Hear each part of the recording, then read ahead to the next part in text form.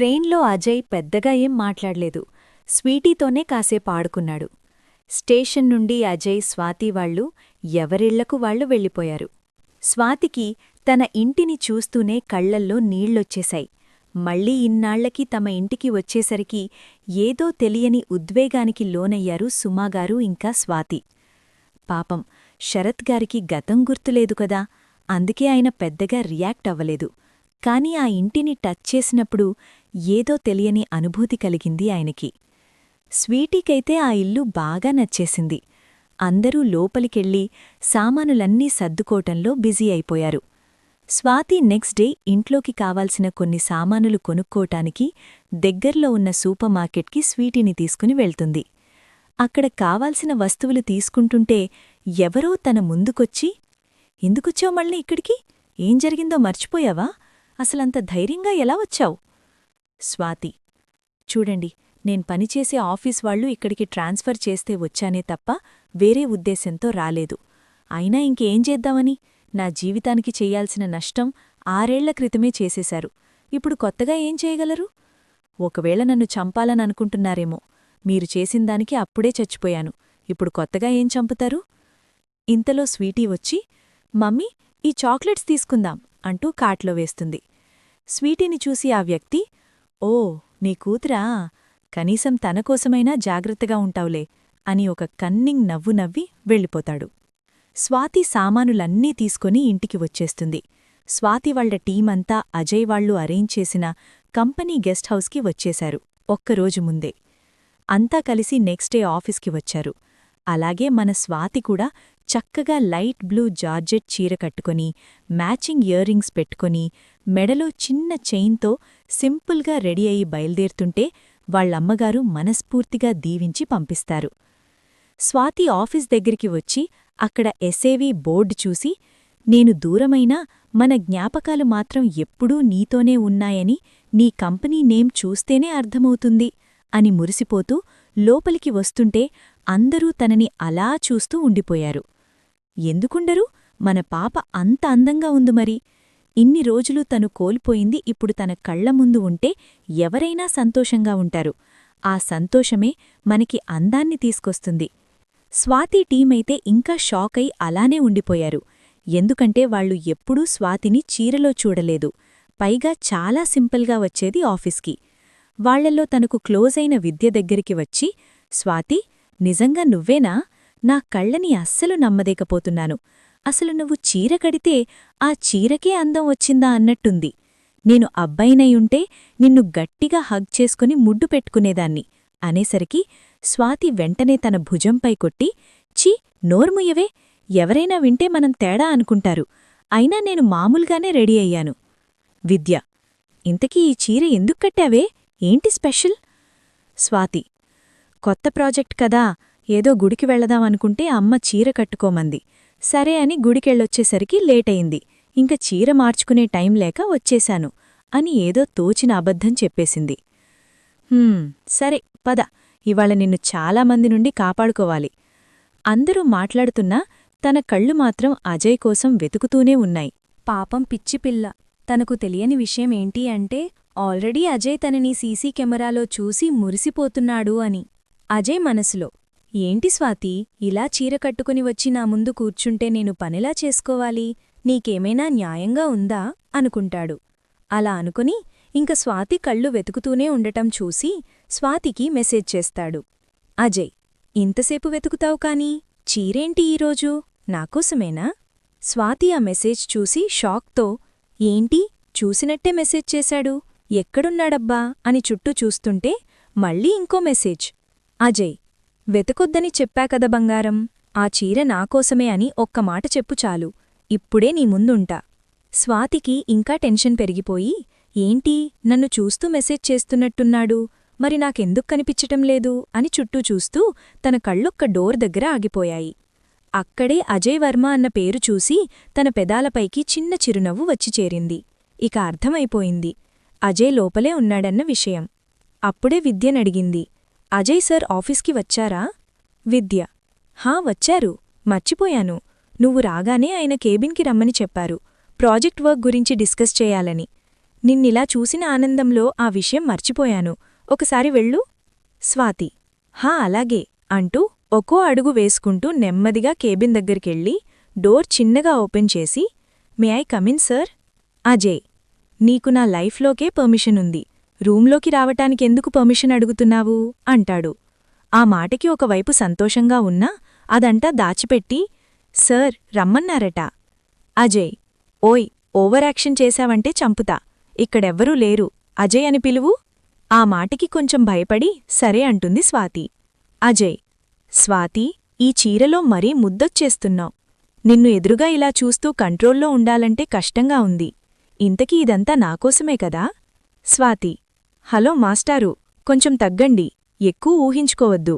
నేనిక్కడికి project పనిమీద వచ్చాను, అదయ్యాక వెళ్ళిపోతాను అంతే. అంతకుమించి మన మధ్య ఏం? తర్వాత తన గొంతు పెగలటం లేదు, ఒక్క మాట కూడా మాట్లాడలేక ఆగిపోయింది.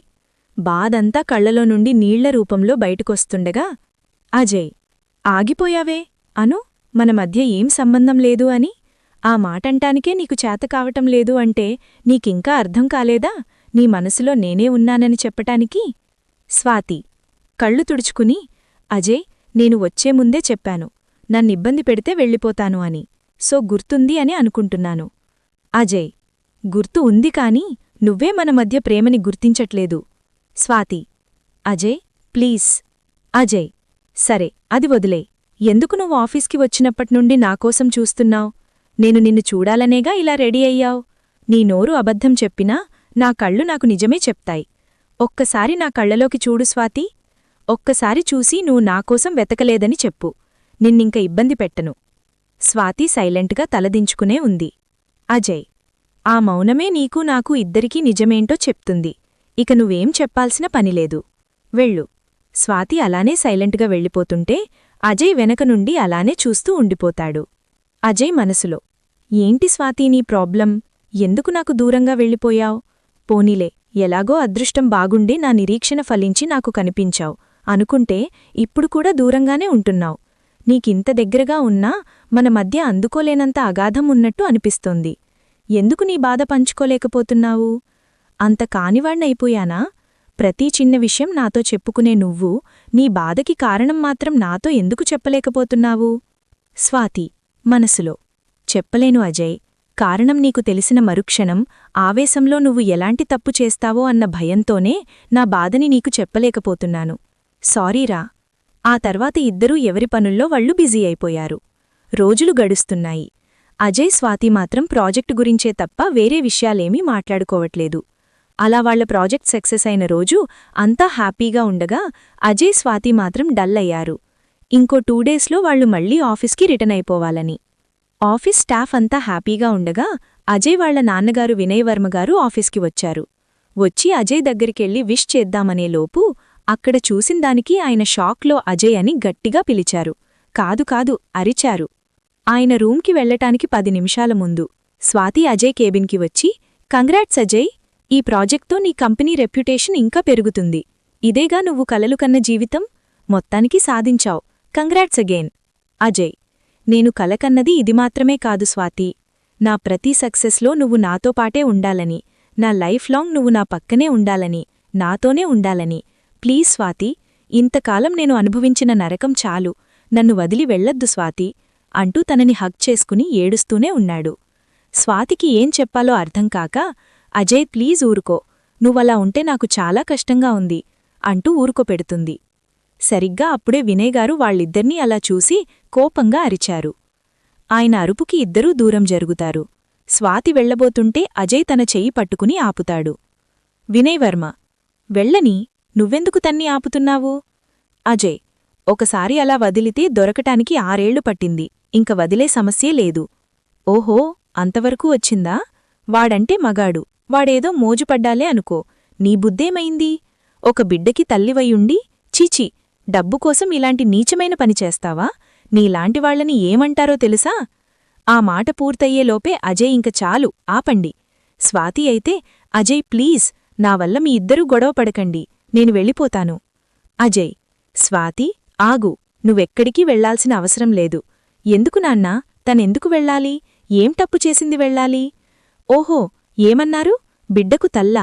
అసలా బిడ్డ ఎవరో మీకు తెలుసా? మీ స్టేటస్ కోసం చంపేయాలి అనుకున్నా.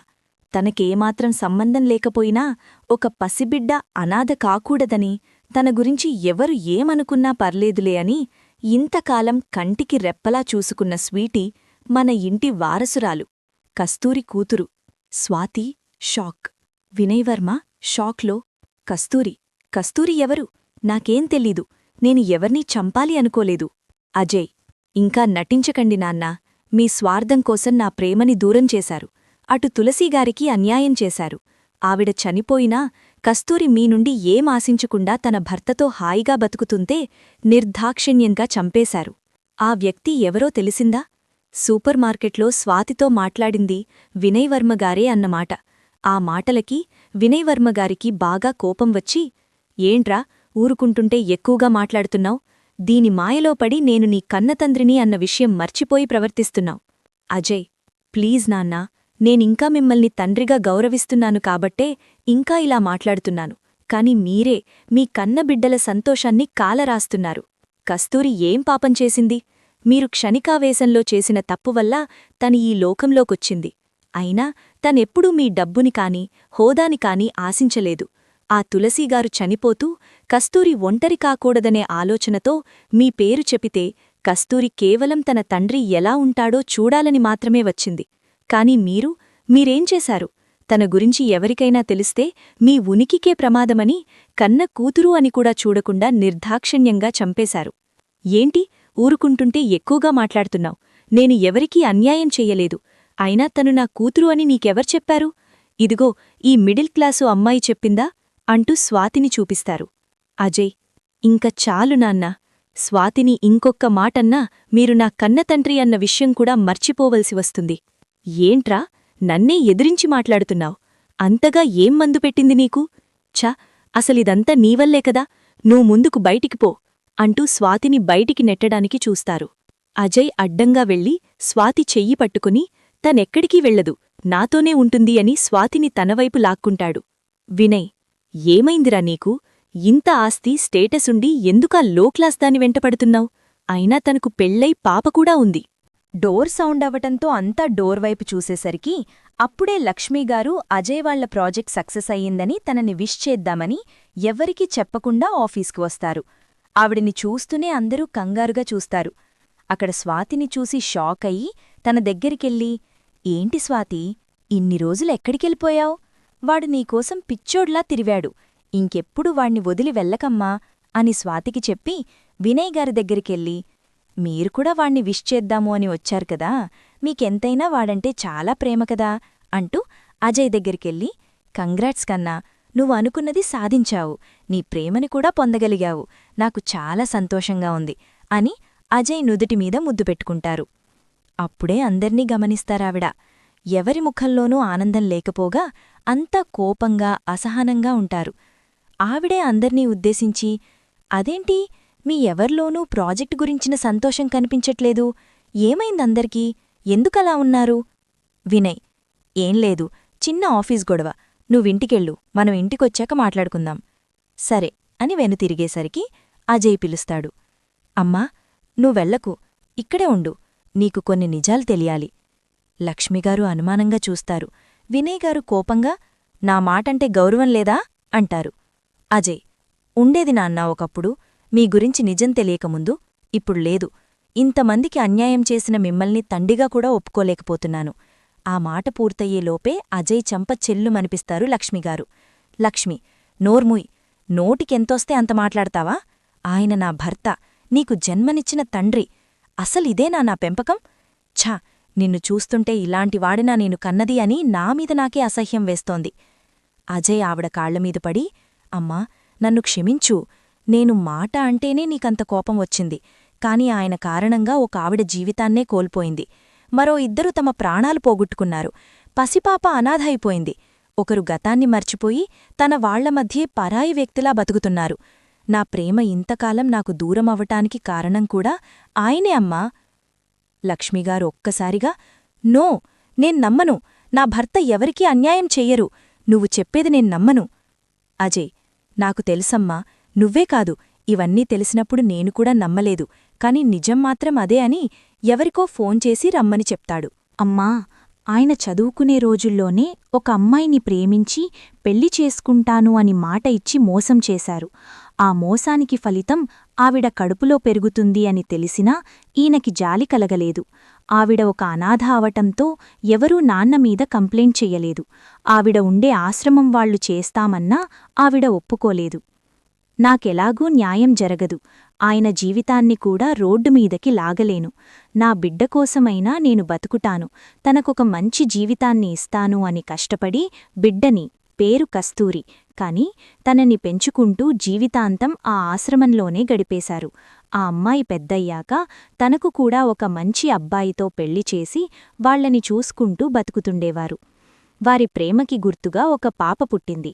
అదే టైంలో తులసిగారికి ఆరోగ్యం క్షీణించింది. ఆవిడ చనిపోతూ కస్తూరికి తన తండ్రి గురించి చెప్పారు. ఎవరూ లేరనుకున్న లోకంలో తనకో తండ్రి ఉన్నారని తెలిసి ఎంతో సంతోషపడి నాన్నని చూడాలని తన భర్తతో కలిసి వచ్చింది. ఆయన మాత్రం బిడ్డ అన్న కనికరం కూడా లేకుండా తనెవరో అందరికీ తెలిస్తే పరువు పోతుందని వాళ్లని చంపేయమని యాక్సిడెంట్ చేయించారు. ఆ యాక్సిడెంట్లో కొన ఊపిరితో ఉన్న కస్తూరిని, అతని భర్తని స్వాతి హాస్పిటల్లో జాయిన్ చేసింది. అప్పుడే తనకు నాన్న గురించి అసలు నిజం తెలిసింది. కస్తూరి పాపని స్వాతి చేతిలో పెట్టి ప్రాణాలు వదిలింది. అప్పటికే నాన్న స్వాతిని కలిసి నాకు దూరంగా ఉండమని వార్నింగ్ ఇచ్చారు. అయినా స్వాతి భయపడలేదు. కాని వాళ్ల నాన్నకి యాక్సిడెంట్ చేయించి బెదిరించాలని చూశారు. అదృష్టవశాత్తు ఆయన ప్రాణానికేం ప్రమాదం లేకపోయినా గతాన్ని మర్చిపోయారు. దానితో ఆయన జాబ్ పోయింది. అలాంటి పరిస్థితుల్లో పాపని, తన కుటుంబాన్ని కాపాడుకోవటానికి తను ఊరు వదిలిపెట్టి వెళ్ళిపోయింది. మీరు ఇందాక పెళ్ళయ్యింది, పాప ఉంది అంటున్నారే, కాని ఆ పాప మన ఇంటి రక్త సంబంధం. మన వారసురాలిని కాపాడటానికి తను మీతో ఇన్ని మాటలు పడింది. మీతోనే కాదు, అందరూ తన గురించి చులకనగా మాట్లాడినా మన ఇంటి బిడ్డ కోసం అవన్నీ మౌనంగా భరించింది. ఇప్పుడు చెప్పమ్మా, నేను ఆయన్ని ఒక్క మాట అంటేనే ఎప్పుడూ ఒక చిన్న మాట కూడా అనని నువ్వు నన్ను ఏకంగా చెంపదెబ్బ కొట్టావు. ఏ తప్పు చేయని స్వాతికి ఇలాంటి పరిస్థితి రావటానికి కారణమైన నాన్నని ఏం చెయ్యాలో నువ్వే ఆలోచించుకో. నాకు ఈ నిజాలన్నీ స్వాతి వాళ్ల అమ్మగాలి ద్వారా తెలిసాయి. స్వాతి, నువ్వు ఇంతకాలం పడిన బాధలు చాలు. మనం పెళ్లి చేసుకొని సంతోషంగా ఉందాం. అమ్మా, ఆయన నీడ కూడా మా మీద పడటం నాకు ఇష్టం లేదు. నీకు నేను కావాలనుకుంటే నాతో వచ్చేయ్, లేదంటే నీ ఇష్టం. పద స్వాతి అంటాడు. స్వాతి, ఎక్కడికి అజయ్? అజయ్, పద, మీ ఇంటికి వెళదాం. మనం పెళ్ళయ్యాక మనం కొత్త ఇల్లు తీసుకుని అత్తయ్య, మావయ్య, నువ్వు, నేను, స్వీటీ అంతా కలిసి ఉందాం. స్వాతి, వద్దు అజయ్, మీ నాన్నగారు నన్ను కోడలిగా ఒప్పుకోవాలనుకున్నానే కాని నిన్ను వాళ్ల నుండి దూరం చెయ్యాలి అని ఎప్పుడూ అనుకోలేదు. అలా అనుకుంటే మీ నాన్నగారు నన్ను బెదిరించిన రోజే నీకు చెప్పేదాన్ని. ఇప్పుడు కూడా ఈ విషయాలు నీకు మా అమ్మ చెప్తే తెలిసాయి తప్పితే నేను చెప్పలేదు. అయినవాళ్లకి దూరంగా బతకటం ఎంత కష్టమో తెలుసా అజయ్?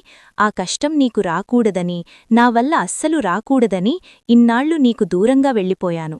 స్వీటీకి అన్నీ నేనే అయి పెంచుతాను. నేను కస్తూరికి మాట ఇచ్చాను, స్వీటీని కంటికి రెప్పలా కాపాడుతాను అని. అందుకోసం నిన్ను మీ అమ్మానాన్నల నుండి దూరం చేయలేను. ఆయన తప్పు చేసినా అది నీకోసమే, నీమీద ప్రేమతోనే చేశారు. అందులో ఒక తండ్రిగా ఆయన బాధ తెలుస్తుంది. నువ్వు ఆవేశంలో ఆయనకి దూరమయ్యి జీవితాంతం ఆయన కోసం బాధపడుతూ ఉంటే మనం పెళ్లి చేసుకున్నా సంతోషంగా ఉండలేము అజయ్.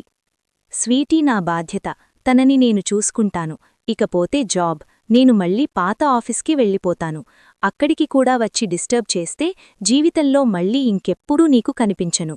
చూడు అజయ్, నువ్వు నిజంగా నన్ను ప్రేమించి ఉంటే మీ అమ్మా నాన్నలు నన్ను స్వీటీని మనస్ఫూర్తిగా అంగీకరించినప్పుడే మన పెళ్లి జరుగుతుంది.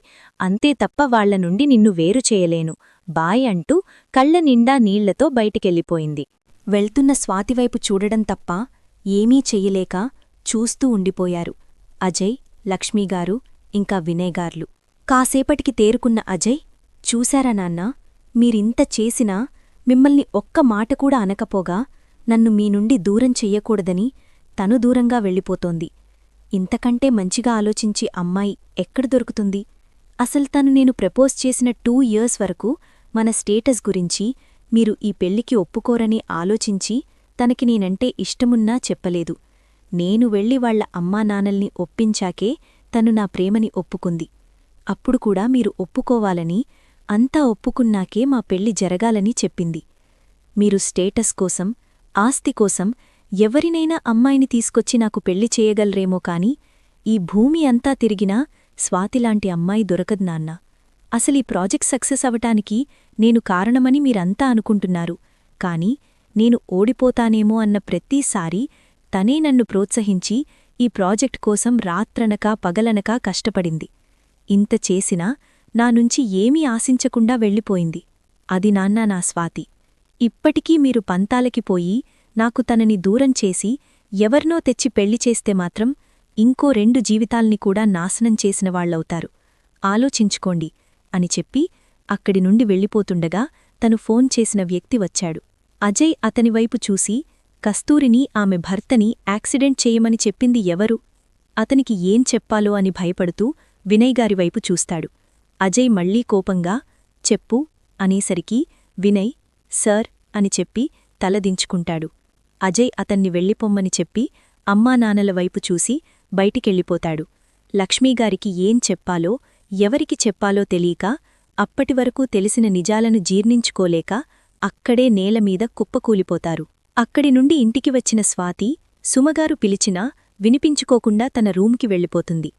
తనకి కళ్లముందు అజయ్తో పరిచయం, వాళ్లు భవిష్యత్తులో ఎలా ఉండాలనుకున్నారో ఆ ఆలోచనలన్నీ తన కళ్లముందు కదుల్తుంటే ఆ కలలన్నీ కళ్ళలైపోతాయేమో అన్న ఊహే తనని కుదురుగా ఉండనివ్వటంలేదు.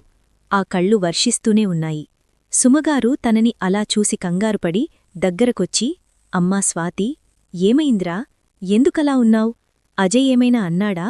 అజయ్ అన్న పేరు వింటూనే అప్పటిదాకా అణచిపెట్టుకున్న బాధంతా ఒక్కసారిగా పెల్లుబికి వాళ్ల అమ్మగార్ని హత్తుకుని ఏడ్చేసింది స్వాతి. కాసేపటికి స్థిరపడి, అమ్మా, నాకు అజయ్ కావాలమ్మా. అజయ్ తోలుంటే ఇంకెవ్వరూ అక్కర్లేదనిపిస్తోంది. కానీ వాళ్ల నాన్నగారికి నేను నచ్చలేదమ్మా.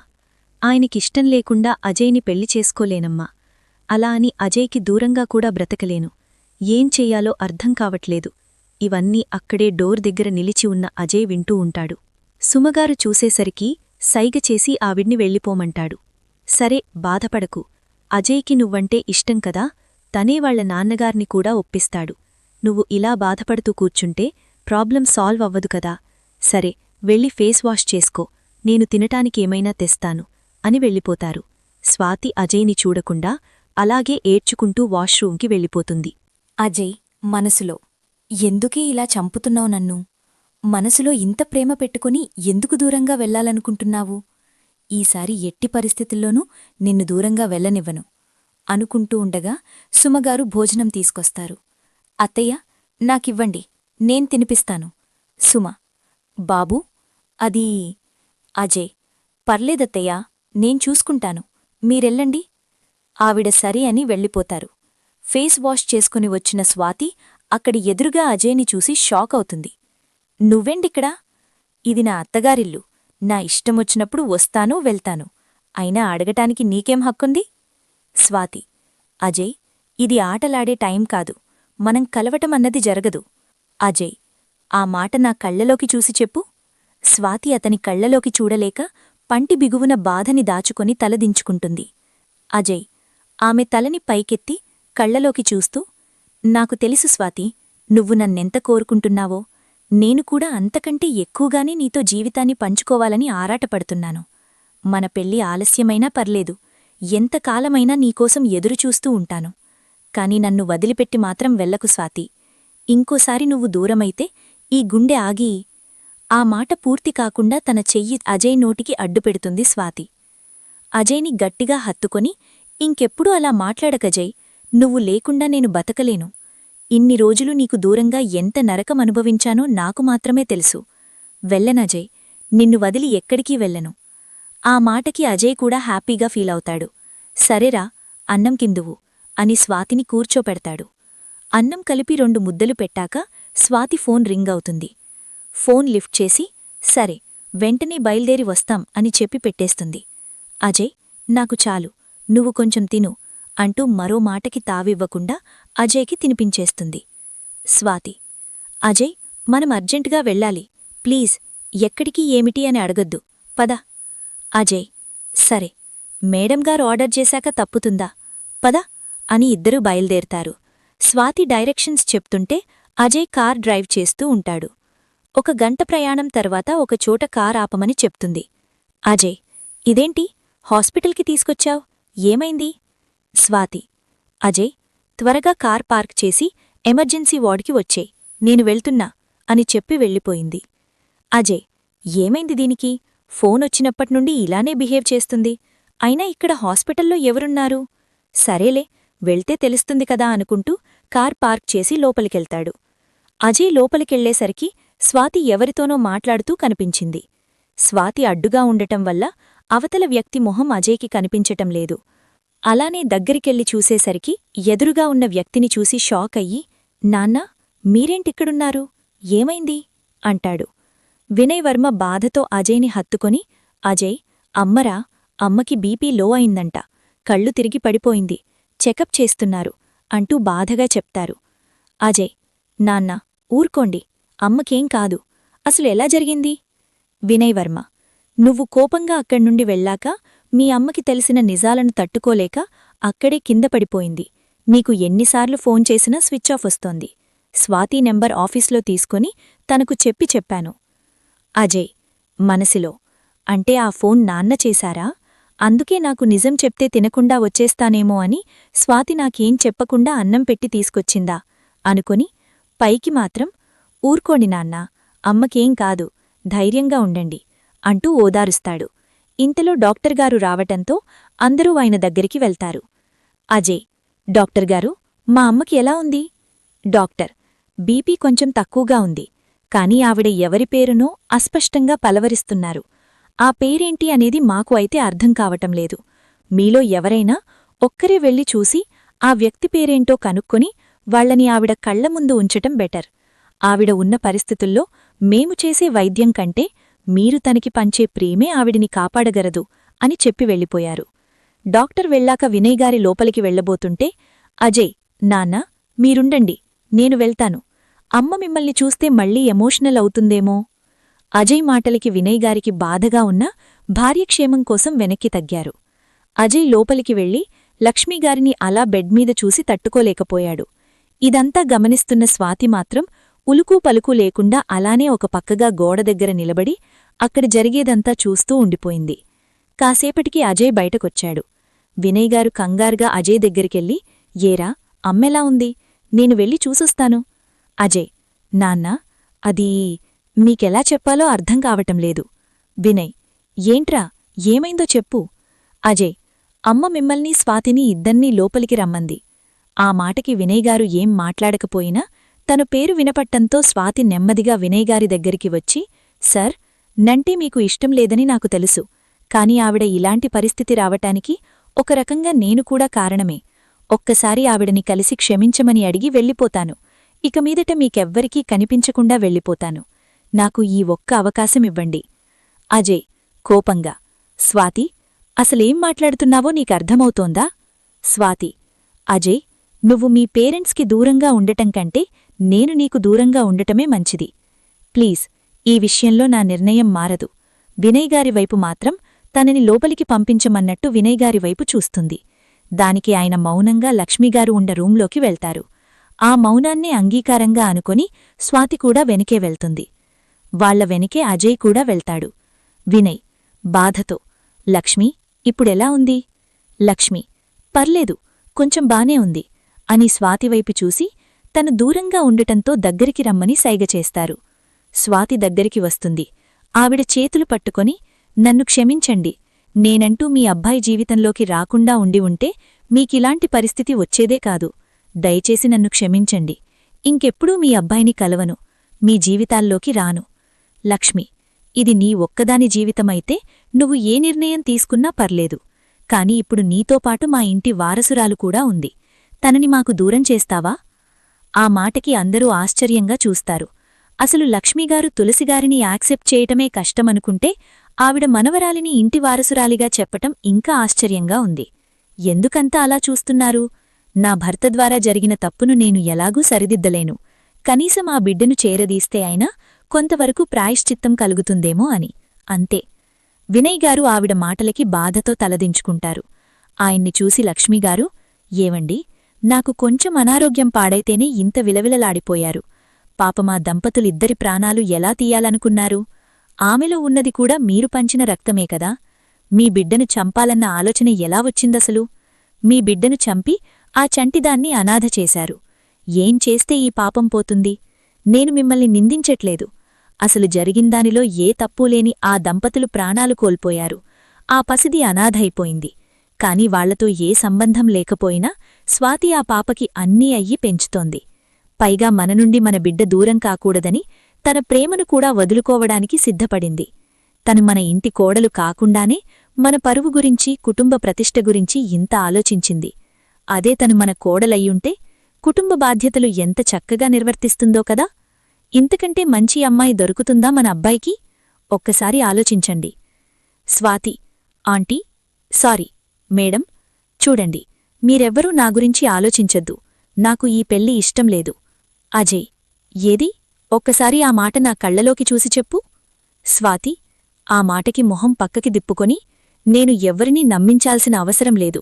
నాకు ఇష్టం లేదు అంటే లేదు, అంతే అంతే.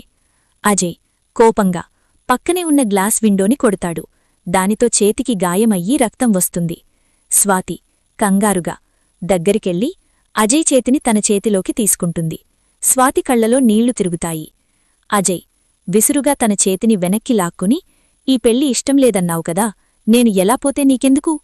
స్వాతి కోపంగా, ఇంకోసారి ఇలాంటి పిచ్చి పనులు చేస్తే నిజంగానే కొడతా. నువ్వు మాట్లాడకుండా ఇలారా అని అజయ్ చేతిని తీసుకుని ఫస్ట్ ఎయిడ్ చేస్తుంది.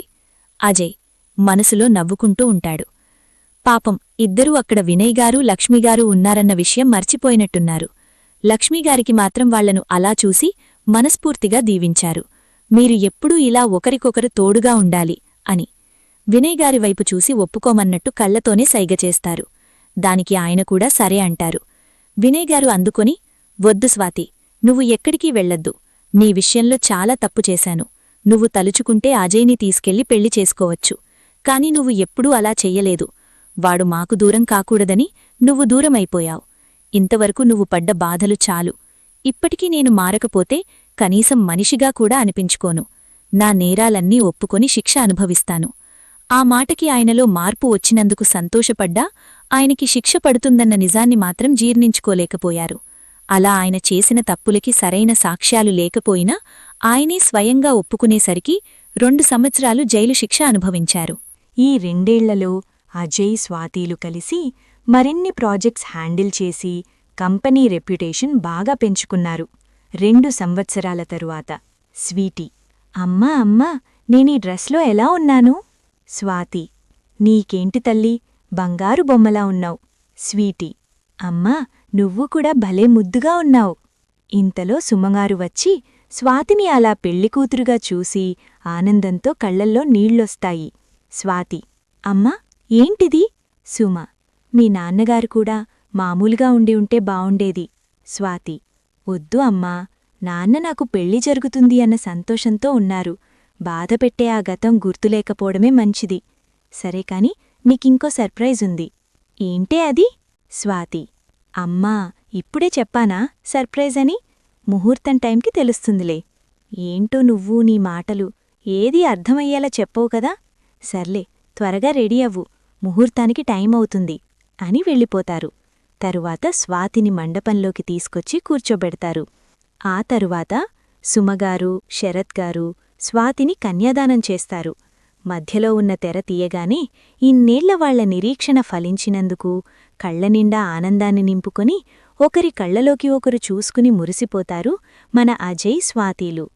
తరువాత శాస్త్రోక్తంగా మంగళ్యధారణ, తలంబ్రాలు, సప్తపది, అలా అన్ని కార్యక్రమాలు ఒకదాని వెంటొకోటి జరిగిపోతూ ఉంటాయి. ఇంతలో సుమగారు అక్కడ ఎదురుగా ఉన్న వాళ్లవైపు చూసి ఆనందం, ఆశ్చర్యంతో అక్కడికెళ్తారు. సుమ, అమ్మా, నాన్న, అన్నయ్య, వదిన అంతా ఎలా ఉన్నారు? వాళ్ళు, మేమంతా బావున్నాం. ఎన్నేళ్లైంది నిన్ను చూసి, ఎలా ఉన్నావు? సుమ, నేను బావున్నాను, కాని మీరిక్కడికి? వాళ్ళు, నువ్వు పిలవకపోయినా నీ కూతురు అల్లుడు మా దగ్గరికొచ్చి ఇంతకాలం మీరు పడ్డ బాధ గురించి చెప్పేసరికి ఇక ఉండబట్టలేక ఎలా అయినా పెళ్లికొచ్చి వాళ్ళని ఆశీర్వదించి మిమ్మల్ని కూడా చూద్దామని వచ్చేశాం. ఆ మాటలకి సుమగారికి ఆనందంతో ఇంక మాటలు రావట్లేదు. స్వాతి తమ గురించి ఆలోచించిన విధానానికి ఆవిగా చలించిపోయారు. కూతురిని అల్లుడిని కళ్లతోనే మనస్ఫూర్తిగా దీవించారు. ఇంతలో శరద్గారొచ్చేసరికి ఆయనకి వాళ్లను పరిచయం చేస్తారు. వాళ్ళు స్వాతి చెప్పింది ఆయనకి యాక్సిడెంట్ అయ్యి గతం మర్చిపోయారు అని. నువ్వేం బెంగపడద్దు సుమా, మీకు మేమంతా ఉన్నాము. ఇంతలో ఒక ఆవిడొచ్చి మీరే కాదు వాళ్లకు మేం కూడా ఉన్నాము అంటారు. శరత్గారు వెంటనే అమ్మా అని దగ్గరికెళ్తారు. శరత్గారివాళ్లు వాళ్లంతా కూడా స్వాతి అజయ్లు వచ్చి కలిశారని అందుకే వచ్చాము అని చెప్తారు. శరత్గారు గతాన్ని మర్చిపోయినా ఆయన వాళ్ళని మర్చిపోలేదు. ఇలాంటిది వైద్యచరిత్రలో జరుగుతుందో లేదో కూడా తెలీదు. అలా ఆయన వాళ్ళని ఇన్నేళ్ల తర్వాత కలుసుకున్నందుకు, అందుకు కారణం కూతురైనందుకు ఇంకా ఆనందపడతారు సుమా, శరత్. అన్ని తతంగాలు పూర్తయ్యాక స్వాతిని అత్తవారింటికి పంపించడానికి తన అమ్మానాన్నల తరపు బంధువులంతా కలిసి దగ్గరుండి సాగనంపుతారు. వెళ్లే ముందు స్వాతి, అమ్మా, ఇక మీరు ఒంటరివాళ్లు కాదు, మీతో పాటు ఇప్పుడు మీకంటూ ఒక కుటుంబం, బంధువులు అంతా ఉన్నారు. ఇదే నేను నీకిస్తానన్న సర్ప్రైజ్. వెళ్ళొస్తా అమ్మా. నాన్నా, జాగ్రత్త. సుమగారు, శరత్గారు కళ్లనిండా నీళ్లతో స్వాతిని నుదుటిన ముద్దు పెట్టి స్వాతిని అజయ్ చేతిలో పెట్టి, బాబూ, అమ్మాయి జాగ్రత్త. సుమ, బదినా, అది తెలియక ఏదైనా పొరపాటు చేస్తే తల్లిలా తన తప్పుని సరిదిద్దండి. లక్ష్మి, వదినా, తను ఈ రోజు నుండి నా కూతురు, మీరేం బెంగపడకండి. అంతా అశ్రునయనాలతో స్వాతిని అత్తవారింటికి పంపిస్తారు. అత్తగారింట్లో నూతన దంపతులతో గృహప్రవేశం చేయిస్తారు. ఆ రాత్రికి వారికి శాంతి ముహూర్తం పెట్టిస్తారు. తెల్లని చీరలో, తలనిండా మల్లెపూలతో, మెడలో ఎన్ని నగలున్నా ఆ పసుపుతాడు మెరిసిపోతూ తన మేనిఛాయని మరింత ఇనుమడింపచేసిందా అన్నట్టుగా అదిరే అధరాలతో, చేతిలో పాలగ్లాస్తో గదిలో అడుగుపెట్టింది స్వాతి. కాదు, అమ్మలక్కలంతా కలిసి తోసేశారు. తన రాక కోసం 1000 కళ్లతో ఎదురుచూస్తున్న అజయ్ స్వాతిని చూడగానే కళ్లనిండా ప్రేమతో రెప్పవేయటం కూడా మర్చిపోయి చూస్తూ ఉండిపోయాడు. అలా కాసేపటికి తేరుకొని, స్వాతి, థాంక్యూ సో మచ్, నువ్వు నా లైఫ్లోకి రావటం నిజంగానే నా అదృష్టం. స్వాతి ఆ మాటకి నవ్వి పాలు అని గ్లాస్ చేతికి అందిస్తుంది. అజయ్, ఊహూ, నువ్వే పట్టించు. స్వాతి ఆ గ్లాస్ని నోటికి అందిస్తుంది. తర్వాత అజయ్ ఆ గ్లాస్ పట్టుకుని స్వాతికి పట్టిస్తాడు. అలా పాలతో పాటుగా మురిపాలను పంచుకుని వారి కొత్త జీవితానికి నాంది పలికారు. వారి జీవిత మజిలీ ఇప్పుడే మొదలయింది.